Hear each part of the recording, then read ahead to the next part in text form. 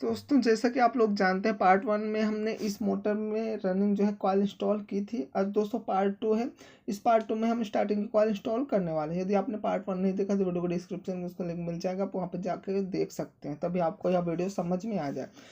तो चलिए starting coil यहाँ पे बनाते हैं। इसमें भी दोस्तों इसका गेज जो है 07 है और टर्न 16 32 32, यानी कि पहली कॉइल है जिसमें हमको 16 टर्न डालने हैं, क्योंकि यहाँ पे हाफ टर्न आता है और इसलिए यहाँ डुप्लेक्स मोटर की रिवाइंडिंग इसे कोम बोलते हैं।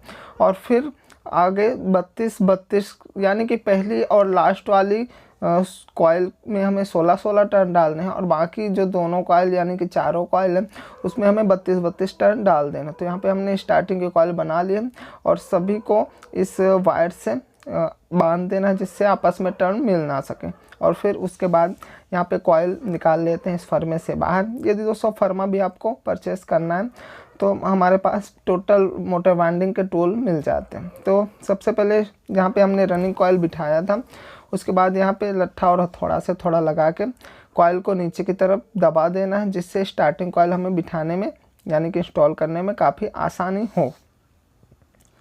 और फिर दोस्तों जहाँ पे हमने डबल स्टिक डाली थी, यानी कि रनिंग कॉइल में जहाँ पे हमने हाफ कॉइल में हाफ टर्न डाला था वहाँ पे 2 स्टिक लगी थी, तो वहाँ पे स्टिक निकाल देनी है।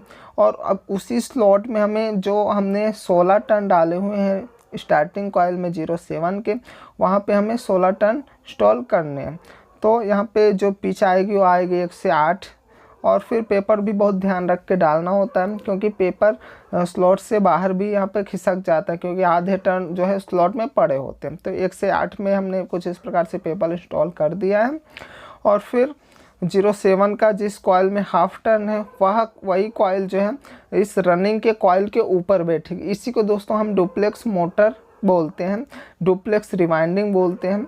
और जो हर स्लॉट में अलग अलग कॉइल बैठती है उसे हम सिंप्लेक्स बोलते हैं। तो यहाँ पे कुछ इस प्रकार से कॉइल फोल्ड कर लेना है और फिर यहाँ पे काफ़ी आसानी से कॉइल जो है इंस्टॉल कर देते हैं। इस कॉइल में क्या होता है, काफ़ी टर्न जो है बाहर भी रह जाते हैं, कभी कभी ऐसा देखने को मिलता है, लेकिन हमारे यहाँ पे परमानेंट आदत हैबिट बन चुकी है, जिसकी वजह से यहाँ आसानी से हम रिवाइंडिंग कर सकते हैं।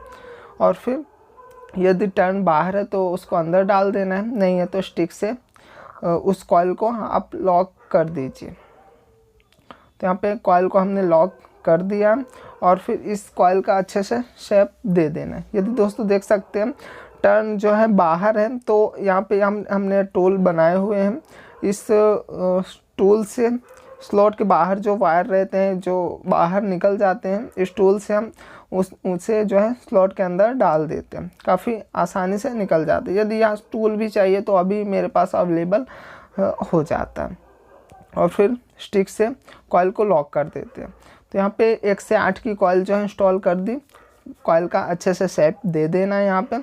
और फिर पीछे से यदि आप पेपर डालें तो काफ़ी अच्छा रहेगा, काफ़ी बेस्ट रहेगा पेपर डालने में, और काफ़ी आसानी से पेपर जो है डाल सकते हैं। क्योंकि पेपर डालने में भी शुरुआत में यदि आप नए वाइंडर तो पेपर डालने में भी काफ़ी परेशानी होती है, पेपर स्लॉट से बाहर निकल जाता है या कभी सही से पड़ता ही नहीं। तो मैं रिकमेंड करूँगा ज़्यादातर पीछे से आप पेपर डालें और कॉइल आगे से बिठाएँ, ठीक है।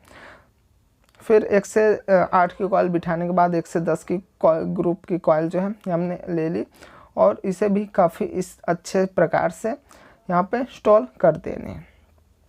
और फिर कॉइल को अंदर की तरफ दोनों उंगलियों से दबा लेना है, जिससे यदि 2-4 टर्न बाहर रहते हैं तो वहाँ अंदर आसानी से चले जाते हैं। यदि साइड के और बीच के रहेंगे तो कभी आसानी से नहीं जाएंगे, या तो फिर उन्हें टूल से बिठाना होता है, या तो फिर ऐसे ही स्टिक से कभी कभी 2-4 टर्न 1-2 बाहर रहते हैं तो आसानी से बैठ जाते हैं।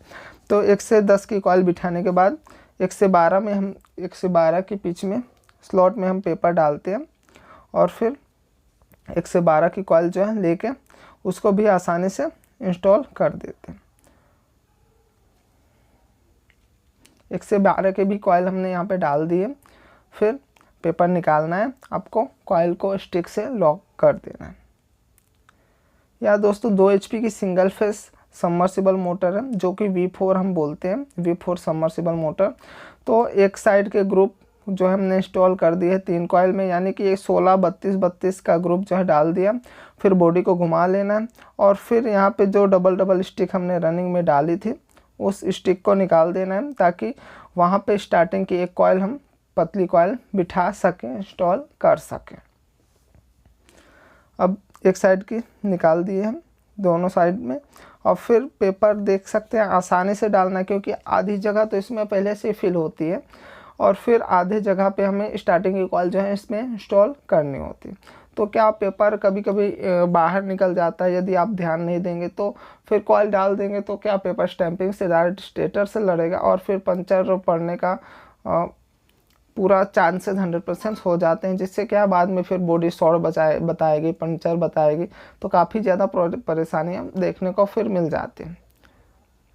फिर देख सकते हैं यहाँ पे सबसे पतला कॉइल, यानी कि जिसमें हमने 16 टर्न दिए हुए थे 0.7 के स्टार्टिंग कॉइल में, उसको यहाँ पे रनिंग की कॉइल के ऊपर हमने इंस्टॉल कर दिया। फिर पेपर निकाल लेना है और स्टिक से इसको लॉक कर देना है। देख सकते हैं इसमें टर्न जो है बाहर नहीं थे, इसलिए अच्छे से स्टिक जो है डाल दी हमने। फिर शेप लेना है दोनों साइड, और पीछे से ही पेपर आप ज़्यादातर बिठाएंगे तब अच्छा रहेगा आपके लिए। अब फिर 1 से 8 की कॉइल जो इंस्टॉल कर दी है, उसके बाद 1 से 10 की कॉइल भी यहाँ पे हमने इंस्टॉल कर दी। शेप ले लेना है साथ में और पेपर निकाल के फिर उसके बाद स्टिक लगा देनी। तो यहाँ पे हमने लगभग कंप्लीट मोटर रिवाइंडिंग कर ली। सिर्फ एक कॉइल जो है लास्ट कॉइल 1 से 12 के पिच की बची हुई है, जो कि लास्ट ग्रुप की लास्ट कॉइल है। और फिर इस कॉइल को बिठाने के बाद हमारी रिवाइंडिंग जो है पूरी कंप्लीट हो जाएगी। उसके बाद रह जाएगा इसका कनेक्शन।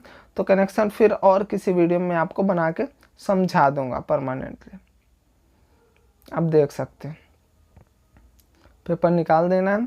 स्लॉट से यदि टर्न बाहर है, स्टिक से जाने लायक है, तो उनको डाल देना है। ज़बरदस्ती नहीं ठेलना कि ज़बरदस्ती स्टिक से ही जाने चाहिए।